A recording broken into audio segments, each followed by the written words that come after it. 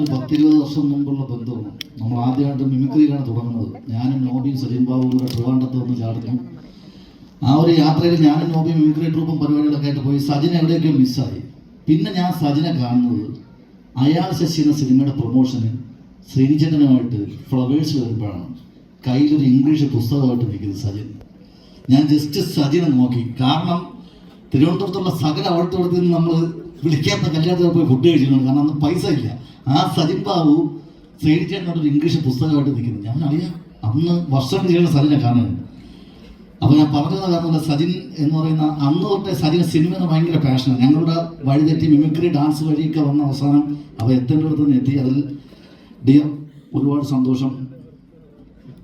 Okay, എന്തായാലും ഈ പടം കണ്ടപ്പോൾ എനിക്ക് ഏറ്റവും കൂടുതൽ തോന്നിയത് ആ കളവെഴുത്തും പാട്ടും മേക്കിയുടെ ആ ഒരു ശൈലി. ഞാൻ ആ സമയത്ത് 4 നോക്കി. കാരണം എനിക്ക് ചെറിയൊരു പിറം വരുത്തു തന്നു.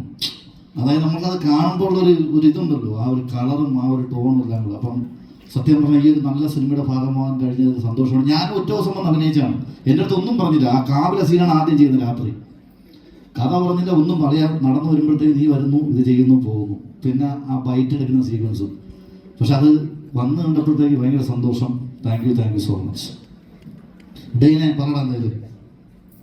എല്ലാവർക്കും നമസ്കാരം. Thank you. സത്യം പറഞ്ഞ ഷോസും ഇങ്ങനെ ടെലിവിഷനിലൊക്കെ കൂടുതലായിട്ട് ചാനലിൽ ഇങ്ങനെ മനസ്സുകൊണ്ട് എന്നെ ഇവിടെ മാത്രമാണോ എനിക്ക് കാണാൻ പറ്റുന്നത്, എനിക്ക് സ്ക്രീനിൽ തന്നെ കാണാൻ പറ്റുന്നില്ല എന്നുള്ളൊരു വിഷമത്തിലും, അല്ലെങ്കിൽ എങ്ങനെയാണ് ബിഗ് സ്ക്രീനിൽ നന്നായി പെർഫോം ചെയ്യുന്ന ഒരു ക്യാരക്ടർ കിട്ടുക, അല്ലെങ്കിൽ എങ്ങനെയാണ്